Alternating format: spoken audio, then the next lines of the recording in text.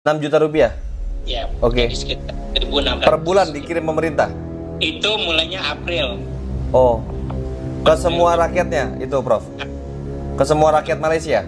Iya, semua rakyat Malaysia. Dana-dana tadi itu memang hanya untuk mensupport kegiatan rutin sehari-hari di rumah. Karena untuk sementara kita nggak perlu mikirin bill. Bahkan bill internet juga diskon ya. Bill internet, bill listrik itu diskon semua. Semua jenis listrik, mau yang berapapun wattnya, kilowattnya. Ya. Di sini nggak ada beda-bedanya. Listrik itu nggak pakai kayak di Indonesia, ada beda-bedanya di sini. Oke, Indonesia juga ada diskon, tapi untuk yang kalangan menengah ke bawahnya aja gitu. Nggak, di sini sama. Oh. Dapat diskon. Internet gratis untuk berapa bulan? Oh ya? Internet juga, Ya. Prof? Gratis. Oke. Jadi memang banyak insentifnya ya.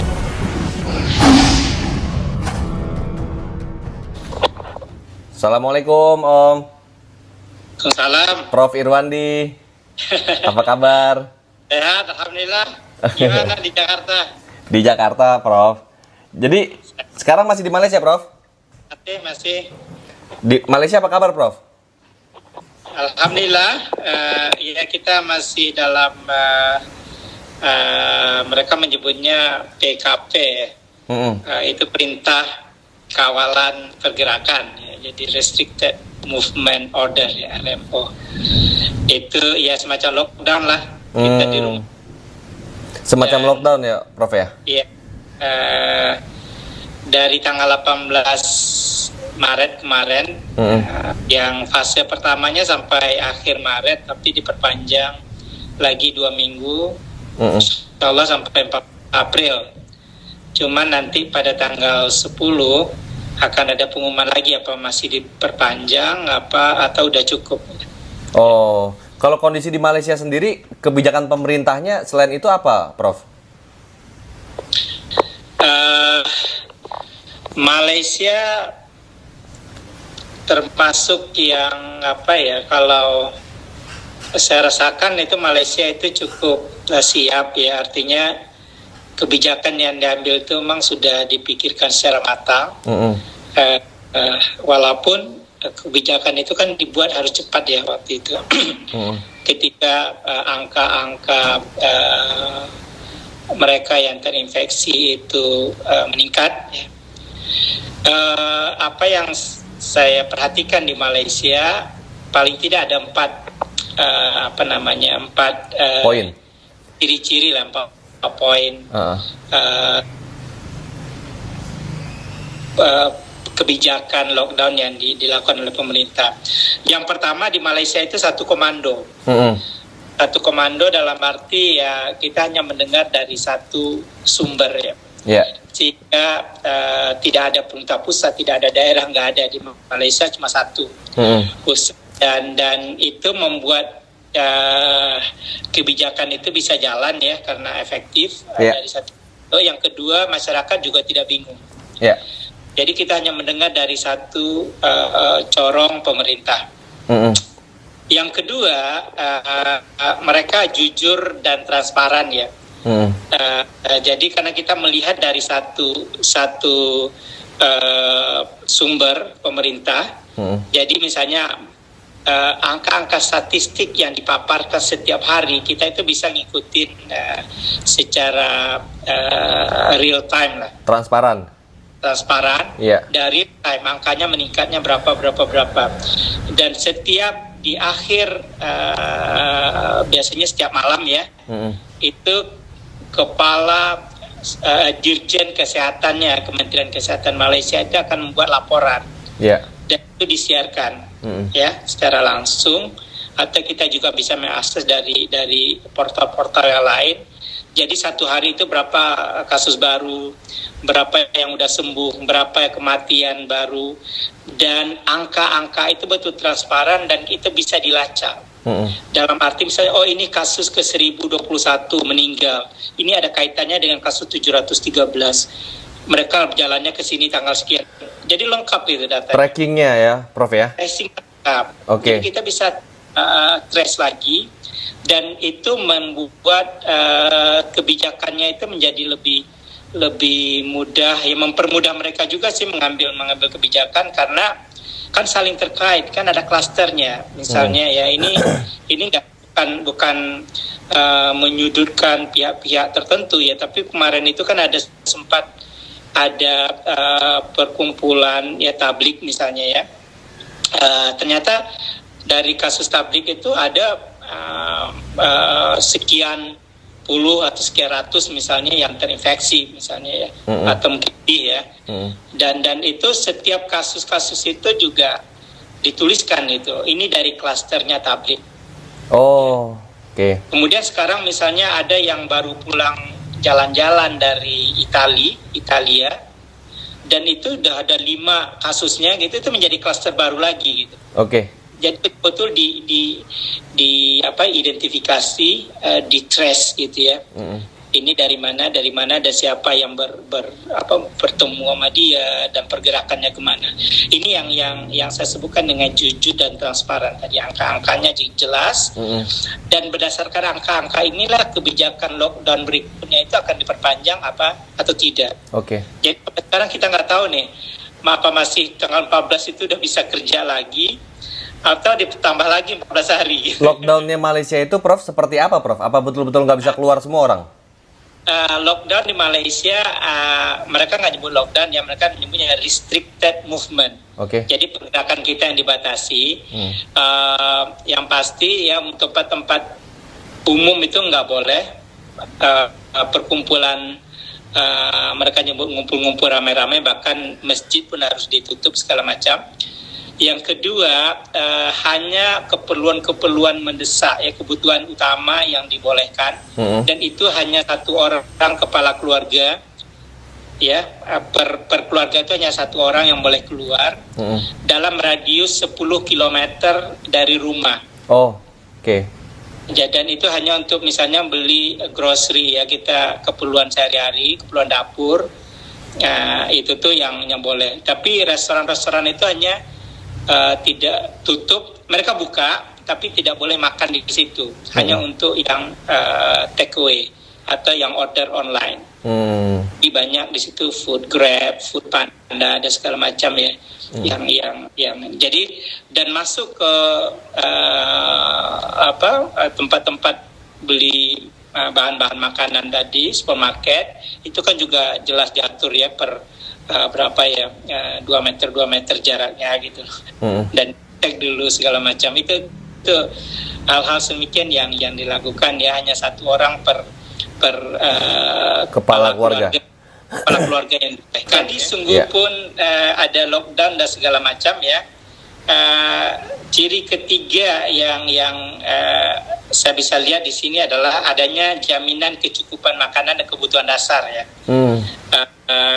Hampir tidak adalah kita mendengar orang kekurangan makanan ya, kekurangan makanan. Bahkan mahasiswa yang terpaksa tinggal di asrama dan sudah tidak bisa keluar, itu disediakan makanan. Ya. Dan ini bukan hanya tugas dari pemerintah. Disediakan oleh pemerintah? Ya. Wow. Jadi makanan ya.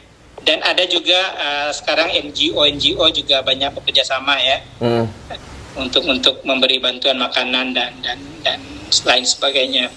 Jadi tidak membuat orang itu tidak ada jaminan gitu. Supermarketnya itu pasti ada makanan gitu. Walaupun mungkin item-item tertentu ya agak susah ya, karena orang borong ya. Misalnya roti untuk sarapan misalnya, itu tapi tidak ada kelangkaan bahan pokok di Malaysia. Kelangkaan bahan pokok hampir tidak ada lah. Oke. Tidak, artinya kita belanja itu ya seperti biasa. Prof, kan gini, Prof, kalau misalnya kondisi lockdown itu kan biasanya diimbangi dengan orang-orang pekerja sektor informal itu jadi nggak bekerja ya, otomatis penghasilan mereka nggak ada, itu kan, Prof. Nah, itu pemerintah ada semacam kayak tunjangan ke mereka nggak, atau ke seluruh rakyatnya?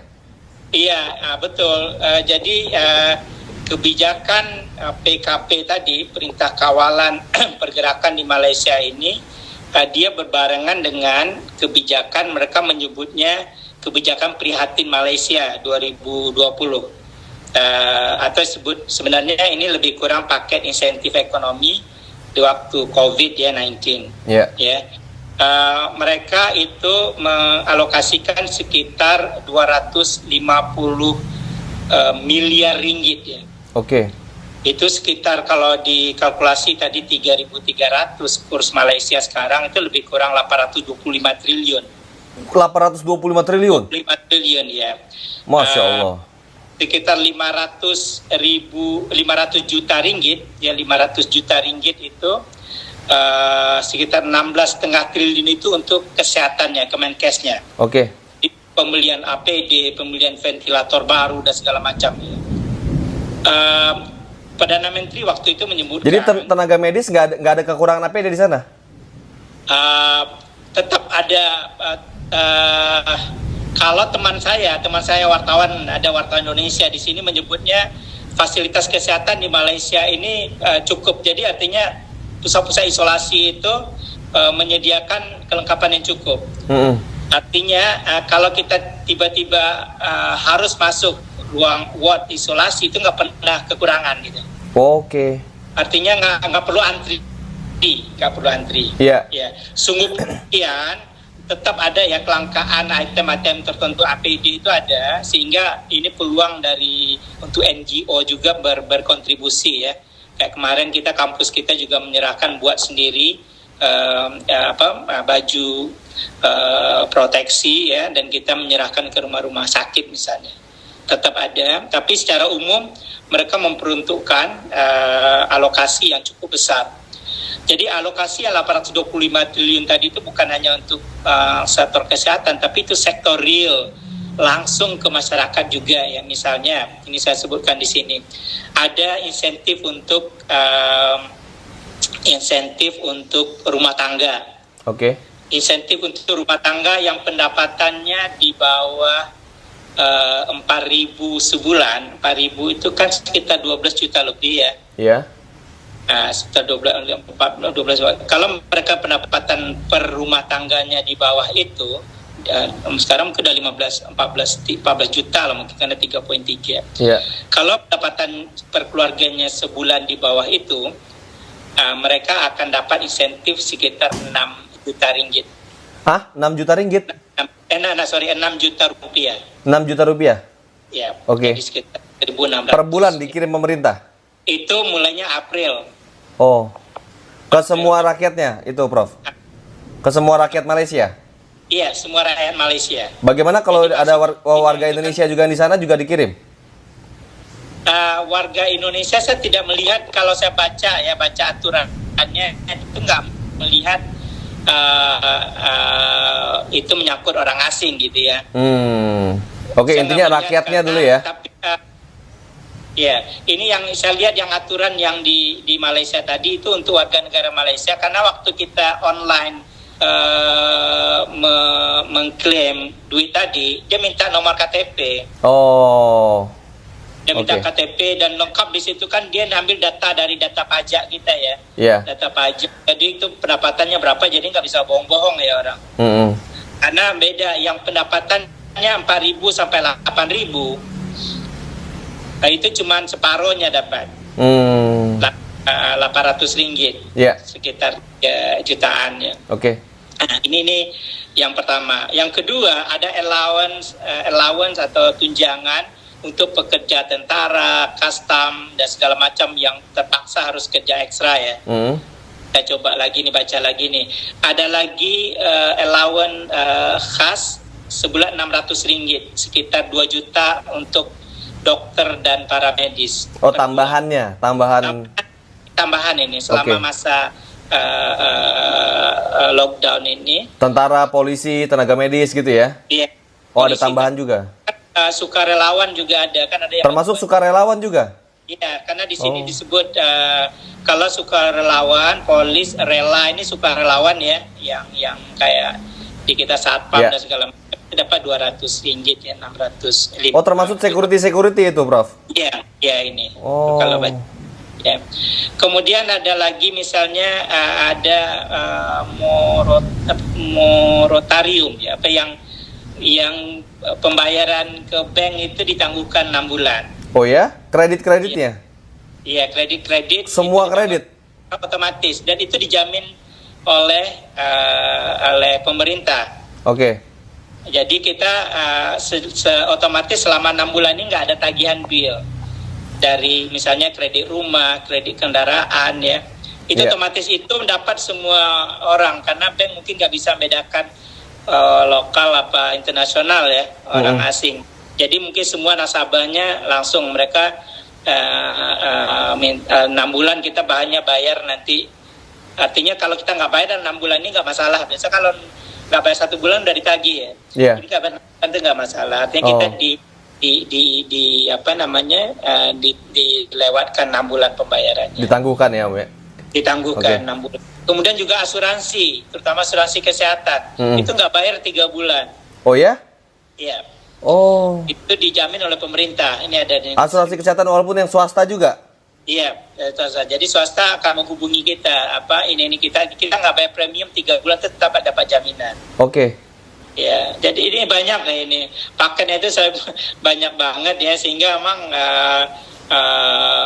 ada paket prihatin untuk yang masih individu yang masih single ya. Saya baca di sini nih. Jadi yang jomblo-jomblo pun juga dapat tunjangan. Ya. Itu sekitar berapa kalau yang jomblo-jomblo itu, Prof? Jomblo di sini dapatnya Rp250 kepada individu bujang berusia 1 tahun ke atas katanya. Oh, oke. Karena apa? Karena mereka banyak yang nggak bisa bekerja ya. Iya. Ya karena kondisi seperti ini gimana mau kerja kan, Prof? Kan harus di rumah. Iya, makanya ini yang kadang-kadang mereka bisa dapat dari berbagai ini ya. Jadi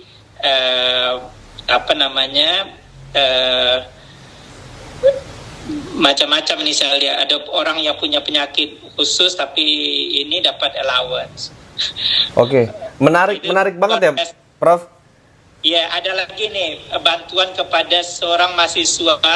Kalau dia belajar di perguruan tinggi dia dapat Rp200 dan Rp500.000, Rp600.000. Oh. Jadi kita tadi keluarganya dapat dan dia mahasiswa juga dapat. Oh, mahasiswa pun pelajar pun dapat tunjangan juga. Iya, ini yang pelajar pengajian tinggi, artinya mahasiswa perguruan tinggi ya. Oke. Iya. Ya, ini berapa terus mereka mahasiswa misalnya kan mereka pakai pinjaman pemerintah untuk mereka yang udah tamat yang biasa pakai beasiswa pinjaman dari pemerintah, mereka boleh nggak bayar dulu 6 bulan gitu. Oke, terus gini Prof. Kondisi ekonomi di sana gimana, Prof? Kalau ekonomi ya terus terang ya kita merasa ada ya pasti turun lah ya, karena kebanyakan industri manufacturing banyak yang berhenti produksi.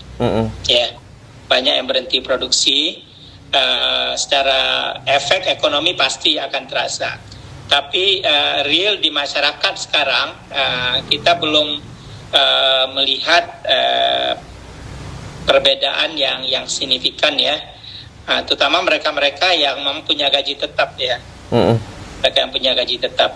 Kalau mereka yang kerja harian ya, kerja harian akan saya melihat ini akan mungkin cukup terasa ya, tapi dengan adanya paket insentif dari pemerintah seperti ini, mungkin mereka sedikit terbantu ya. Banyak kegiatan misalnya kemahasiswaan dan segala macam itu kan berhenti dulu ya. Kalau kampus kami International Islamic University Malaysia, mahasiswa baru masuk nanti pada tanggal 1 Juni. Jadi memang itu kampus pemerintah ya, Prof ya? Iya, kampus pemerintah. Oke, kayak UI-nya di sini gitu ya? Ya, jadi malah lebih banyak di rumah, dan diharapkan oleh pemerintah dana-dana tadi itu memang hanya untuk mensupport kegiatan rutin sehari-hari di rumah. Gitu. Karena untuk sementara kita nggak perlu mikirin bill, bahkan bill internet juga diskon ya, bill internet, bill listrik itu diskon semua. Semua jenis listrik, mau yang berapapun wattnya, kilowattnya. Oh iya. Di sini nggak ada beda-bedanya, listrik itu nggak pakai kayak di Indonesia, ada beda-bedanya di sini. Oke, Indonesia juga ada diskon, tapi untuk yang kalangan menengah ke bawahnya aja gitu. Nggak, di sini sama. Dapat diskon, internet gratis untuk berapa bulan. Oh iya, internet juga, Prof? Gratis. Oke. Jadi memang banyak insentifnya ya, banyak insentifnya yang saya lihat ini nggak bisa kebaca semua. Ini saya punya PowerPoint-nya per insentif itu ada satu ininya lah banyak banget lah rincian insentif buat rakyatnya gitu, Prof ya. Jadi totalnya 825 triliun rupiah. Wow. Itu hampir setengahnya, sepertiganya APBN Indonesia itu, Prof. Nah, berarti kalau kondisi seperti itu, Prof, berarti rakyatnya tenang sekarang nih, Prof? Atau masih ini? Tenang sih, dalam arti ya, karena kalau kita keluar tuh memang sepi ya. Iya. Pada awal implementasi lockdown ini, tingkat kepatuhannya itu 90%. Oke. Tetap ada 10% yang nggak ngikutin ya. Kemudian di tahap kedua itu udah meningkat jadi 97%. Hanya 3% yang keluar nggak ada tujuan. Ya.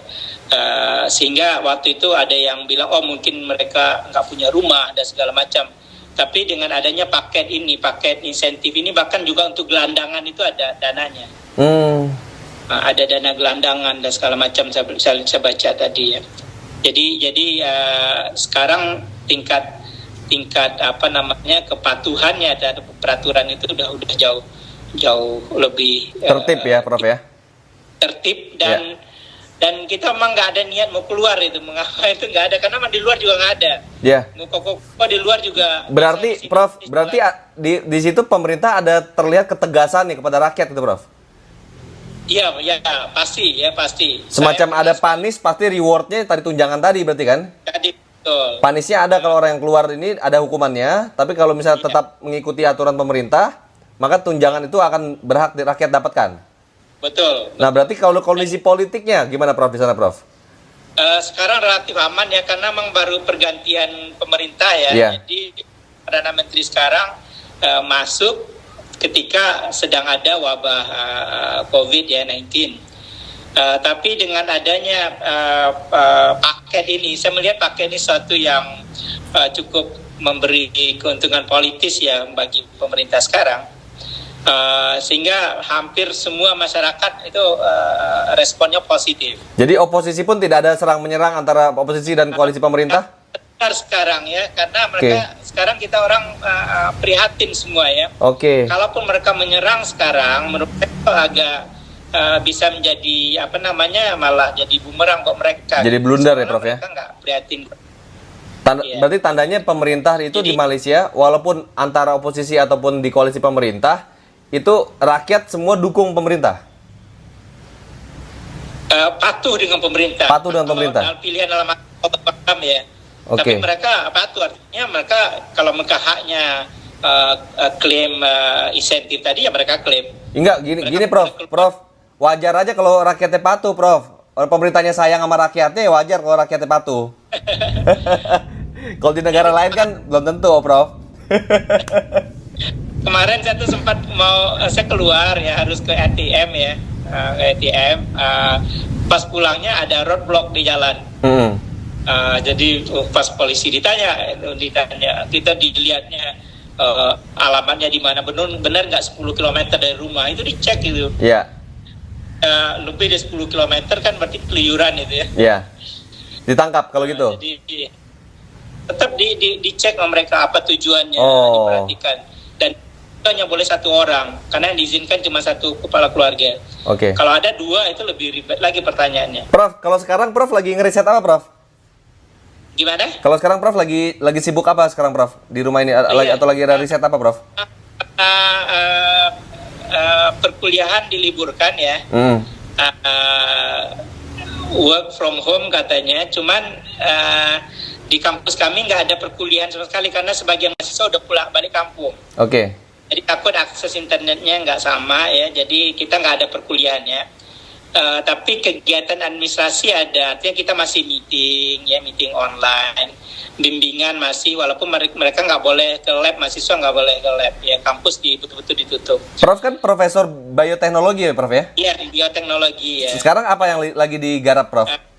Jadi banyak waktunya sekarang untuk dia nulis buku, dia nulis paper, sama nulis proposal, ngerjain ya yang masih memungkinkan. Contohnya barusan pagi tadi saya dapat tawaran itu dari Saudi Arabia ya, minta mereka nyediain dana, minta saya nyiapin proposal dan risetnya tentang penanggulangan COVID ini. dikasih waktu 1 tahun ya, dana penelitian untuk 1 tahun. Wow, luar biasa ya, cukup membanggakan. Profesor dari Indonesia yang sekarang di Malaysia diminta oleh pemerintah Saudi Arabia untuk meneliti ini. Iya, alhamdulillah. Dengan Saudi emang networkingnya udah terbentuk. Ya, apapun kan kita bisa bangga karena Prof kan orang Indonesia, orang Minang pula. Alhamdulillah. Iya. Kita melihatnya dari aspek kemanusiaan ya. Iya. Karena saya sendiri juga bikin proposal 1 hari kan hampir nggak mungkin ya, dari subuh dan malam baru submit. Jadi Arab Saudi minta tolong kepada Prof untuk meneliti bagaimana cara menanggulangi COVID. Iya, salah satunya ya mungkin. Wow, luar biasa. Bangga banget. Ya tetap ya ada rasa ya mungkin merasa sedikit dihargai ya, karena Iya. Ini yang kayak gini-gini, Prof, yang kayak gini-gini harusnya pemerintah Indonesia lebih perhatian nih, orang-orang Indonesia kayak begini. Kok malah pemerintah Arab Saudi lebih perhatian sama Prof nih? Ya itu no comment lah ya. Dipakai di Malaysia, terus diminta tolong sama pemerintah Arab Saudi, sama Indonesia dibiarin aja. Kita siap dalam arti bahwa memang kalau menurut saya ini dari perspektif akademis ya, perspektif saintifik, dalam keadaan wabah, pengambil kebijakan seharusnya memang banyak yang berlatar akademik seharusnya. Jadi lepaskan ya politiknya.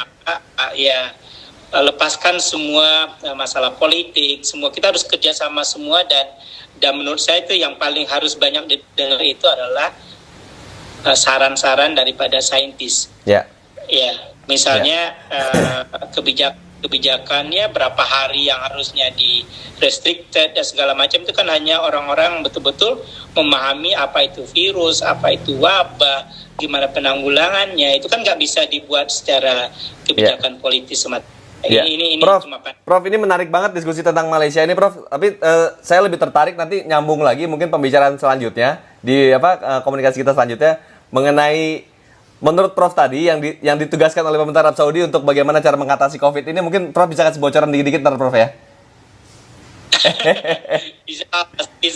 Sebisanya. Kan kalau Indonesia butuh kan Prof harus turun balik lagi Indonesia lagi dong. Siap. Prof, terima kasih banyak, Prof. Salam buat keluarga, Prof. Di Malaysia, Prof. Ya. Assalamualaikum. Waalaikumsalam warahmatullahi.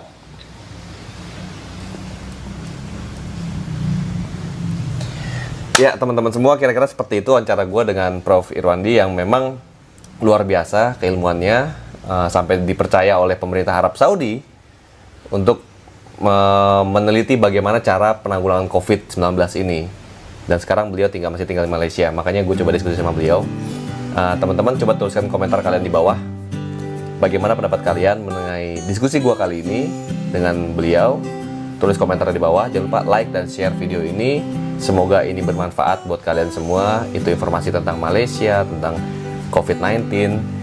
Itu bisa menjadikan kita tambahan wawasan kita lah untuk para penonton Macan Idealis. Jangan lupa like dan share videonya, subscribe channelnya, klik tombol loncengnya.